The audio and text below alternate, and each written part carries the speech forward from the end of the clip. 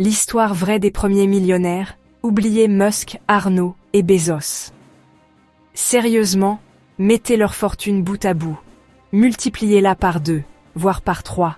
Elle reste probablement en dessous de celle d'un roi africain qui, en 1324, a carrément fait s'effondrer le prix de l'or au Caire, rien qu'en passant. Oui, vous avez bien entendu. Un seul homme a provoqué une inflation monstre qui a duré 12 ans, et ce, avec ce qu'on pourrait appeler son argent de poche. Aujourd'hui, on remonte le fil du temps, très loin même, pour comprendre comment on devenait millionnaire, ou plutôt, plutitaire, comme on disait à l'époque, à une époque où il n'existait ni bourse, ni start-up, ni même le mot « million ». On va explorer les fortunes qui ont défié l'imagination et les époques, et voir ce que ça nous dit sur la richesse elle-même. Au 1er siècle avant Jésus-Christ, à Rome, on ne comptait pas en dollars, et encore moins en euros, on comptait en sesterces. Pour vous donner une idée, un légionnaire, un gars qui risquait sa vie pour l'Empire, gagnait environ 900 sesterces par an. C'était honnête. Mais alors, imaginez Marcus Licinius Crassus, le général entrepreneur le plus célèbre et le plus impitoyable de la République. Lui, il possédait 200 millions de sesterces. Faites le rapport. C'est comme si un Américain d'aujourd'hui possédait tout l'argent des États-Unis. Comment il a fait, ce malin ? Il a simplement combiné 3 ingrédients diaboliquement efficaces, des incendies, des esclaves et l'absence totale de réglementation immobilière. Quand une maison brûlait à Rome, et croyez-moi ça arrivait souvent dans ces taudis en bois, Crassus arrivait avec sa brigade de pompiers privés, la toute première de l'histoire d'ailleurs. Et là, il proposait 2 options, très simples, mais sans échappatoire. Tu me vends ta brique fumante au prix de la ruine, ou tu regardes tes murs s'écrouler pendant que mes gars rentrent au chaud. C'était du grand art, mais un art brutal. Résultat ? À sa mort, Crassus ne possédait pas juste quelques villas, il possédait le quart de la ville de Rome elle-même, des mines d'Espagne, 500 tables de banquet pour ses festins et 10 000 clients endettés jusqu'au cou, qui lui devaient allégeance. En équivalent 2024, on parle de 200 milliards de dollars. Pas mal pour un gars parti de rien, si l'on accepte un père sénateur et une fortune familiale déjà confortable. Un petit détail quoi. Une base solide pour construire un empire, vous ne trouvez pas ? Passons maintenant à la vraie star de la richesse absolue, celle qui fait passer Crassus pour un petit joueur, Mansa Musa, empereur du Mali au XIVe siècle. Son empire, à l'époque, était tout simplement le plus grand producteur d'or du monde, fournissant la moitié de l'or mondial. Sa fortune, ajustée à nos jours, dépasse allègrement les 400 milliards de dollars. C'est un chiffre abstrait, n'est-ce pas ? Alors, laissez-moi traduire. Si demain, Elon Musk, avec tous ses projets fous et ses entreprises valorisées à des milliards, vendait toutes ses actions, il resterait encore à 100 milliards du score de Mansa Musa. Le Mali était alors le premier fournisseur d'or d'Afrique du Nord et d'Europe, une véritable puissance économique. Le secret de cette richesse colossale ? Il ne s'agissait pas seulement de posséder des mines, c'était surtout d'en contrôler la route. Mansa Musa taxait chaque once d'or qui traversait le Sahara. 20% et payait cash, s'il vous plaît. En 1324, il entreprend un pèlerinage à la Mecque, un événement qui allait marquer l'histoire économique. Sa caravane était une ville en mouvement. 60 000 personnes, dont 12 000 esclaves, et 100 chameaux, chacun transportant entre 50 et 130 kilos d'or pur. Il a dépensé tellement, distribué tant de richesses à Alexandrie et au Caire, que le prix de l'or a chuté de 25% et a mis 12 ans à se remettre. Imaginez un peu la scène. Jeff Bezos, qui arriverait à Paris avec 50 000 camions, distribuerait 100 milliards en billets de 10 € à la foule et ferait flamber l'inflation française jusqu'en 2036. C'est à peu près ça, mais avec un impact économique bien plus profond et durable. Mansa Musa, c'est la preuve qu'une richesse démesurée peut littéralement remodeler une économie entière. Entre Crassus et Mansa Musa se trouve une figure dont la réputation a traversé les millénaires, Crésus, roi de Lydie, au 7e siècle avant Jésus-Christ. On connaît peut-être moins son visage que sa réputation, car être riche comme Crésus reste une expression courante dans la langue française. Sa recette pour une fortune légendaire ? Être le premier, et le plus malin, à frapper des pièces en or et en argent à partir des alluvions du Pactole, un petit fleuve qui passait, comme par hasard, juste à côté de son palais.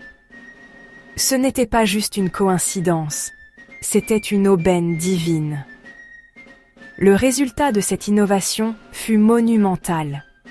Il a standardisé la monnaie, ce qui a incroyablement facilité le commerce et a fait de son royaume la véritable banque de l'Antiquité. Hérode, le grand historien, raconte même qu'il offrait des statères, des pièces d'or lydiennes, à chaque visiteur du temple de Delphes. Une générosité ostentatoire bien sûr, mais aussi une manière très habile de se faire bien voir des dieux et des banquiers, car la réputation de richesse attire la richesse. Sa fortune est évaluée, en équivalent moderne, à environ 15 milliards de dollars. C'est loin du score stratosphérique de Mansa Moussa, certes, mais c'était largement suffisant pour financer 130 trières grecques et se payer une armée de mercenaires loyalistes. La moralité de l'histoire est limpide. Quand vous contrôlez la première usine à monnaie du monde, vous n'imprimez pas seulement des pièces, vous imprimez votre propre pouvoir d'achat, votre influence et votre légende. Crésus a montré la voie à une nouvelle ère de richesse monétisée. Alors, pourquoi parle-t-on en milliards aujourd'hui alors qu'on n'avait même pas le mot million avant le XIVe siècle ? C'est une excellente question, et la réponse est complexe. D'abord parce que la richesse antique était foncière et tangible. Des terres, de l'or brut, du bétail, et oui, des esclaves. C'était une richesse mesurable en possession physique, pas en liquidité sur un compte bancaire. Ensuite, parce que convertir des sesterces, des statères ou des mines d'or en dollars de 2024, c'est un peu comme essayer de comparer des pommes, des dattes et des éléphants. C'est incroyablement difficile et souvent imparfait. On utilise principalement 3 méthodes pour tenter de mesurer cet immensurable.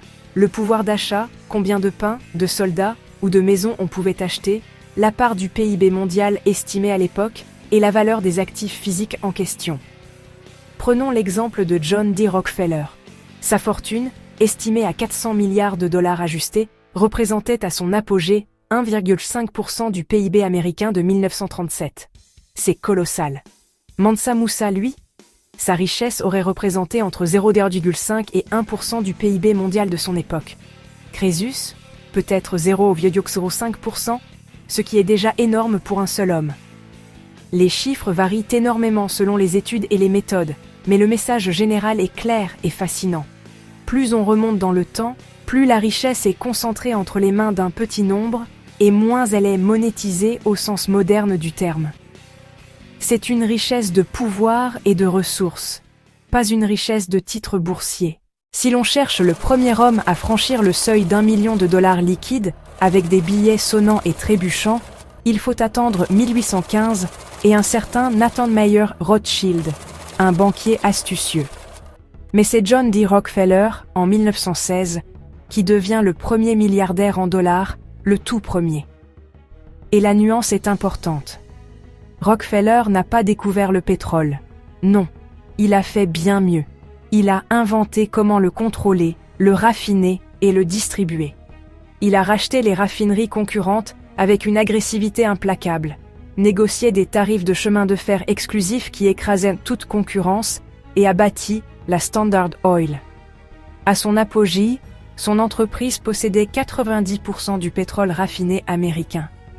Imaginez un monopole pareil aujourd'hui. Sa recette du succès était simple, mais exécutée avec une discipline quasi religieuse. Des économies d'échelle massives, une verticalisation totale de la production, il contrôlait tout, de l'extraction à la distribution, et une passion biblique pour la comptabilité. Chaque bouchon de bouteille était compté, chaque goutte de pétrole optimisée. Résultat, une fortune estimée à 400 milliards de dollars ajustés, des dizaines de milliards reversés en philanthropie, il a fondé des universités et des institutions médicales, cherchant à racheter son image, et une loi antitrust, le Sherman Act, écrite en grande partie en réponse à l'hégémonie de son empire. Le capitalisme industriel, tel que nous le connaissons, est né avec lui, et la régulation nécessaire pour le contenir aussi. Rockefeller n'était pas juste riche, il était une force de la nature qui a redéfini l'économie mondiale. Allez sur Google et tapez « Homme le plus riche de l'histoire ». Que trouvez-vous? Invariablement, vous tomberez sur Mansa Musa, Crassus, Rockefeller. Pourquoi ces figures nous fascinent-elles à ce point? Parce qu'elles incarnent l'extrême, le démesuré. Elles dépassent l'échelle de ce que notre cerveau peut vraiment mesurer ou même imaginer. 1 million de dollars, c'est déjà une somme abstraite pour la plupart d'entre nous. 1 milliard, c'est une pile de billets de 100 qui monterait à des kilomètres de haut. 400 milliards, c'est une autre planète, une dimension où l'argent perd son sens concret. Ces figures nous captivent parce qu'elles touchent à la fois à la réussite la plus éclatante et à la transgression des limites. Conquérir des territoires, monopoliser des ressources vitales, transformer la richesse en pouvoir absolu. Elles posent aussi une question fondamentale qui revient comme un leitmotiv à travers les âges. Est-ce que la richesse extrême naît toujours d'un avantage initial, une terre fertile, de l'or, du pétrole, ou bien d'une capacité hors du commun à organiser les autres, à bâtir des systèmes? La réponse, vous l'aurez compris, est souvent un peu des deux. Mansa Musa avait l'or, une ressource naturelle inestimable. Crassus avait la ruse et un sens aigu des affaires immobilières. Rockefeller, lui, avait le réseau, le génie de l'organisation et une vision impitoyable. Le dénominateur commun, au-delà des époques et des méthodes, semble être la capacité à contrôler une ressource rare, ou une industrie naissante, et à la canaliser mieux que quiconque, en créant un système qui assure cette domination. Alors, après cette plongée dans les annales de la fortune, qui mérite la palme ultime de l'homme le plus riche de l'histoire, le véritable empereur des fortunes? Mansa Musa et ses 400 milliards qui ont fait trembler l'économie? Crassus et ses 200 milliards, l'homme qui possédait un quart de Rome? Ou Rockefeller et son 1% du PIB américain, le pionnier du capitalisme moderne? Dites-moi dans les commentaires lequel vous mettez en première place et surtout, pourquoi. Avez-vous une autre figure historique en tête qui, selon vous, dépasse ses scores et ses légendes? Je lis tout avec attention, et qui sait, je choisirai peut-être votre suggestion pour une prochaine vidéo, pour une nouvelle exploration des mystères de la richesse. Si ce sujet vous a passionné, si ça a piqué votre curiosité, alors n'oubliez pas de liker, de partager avec vos amis, et surtout, abonnez-vous. L'histoire de l'argent regorge de secrets encore plus gros que ses fortunes. À très bientôt pour une nouvelle plongée dans les trésors oubliés de l'humanité.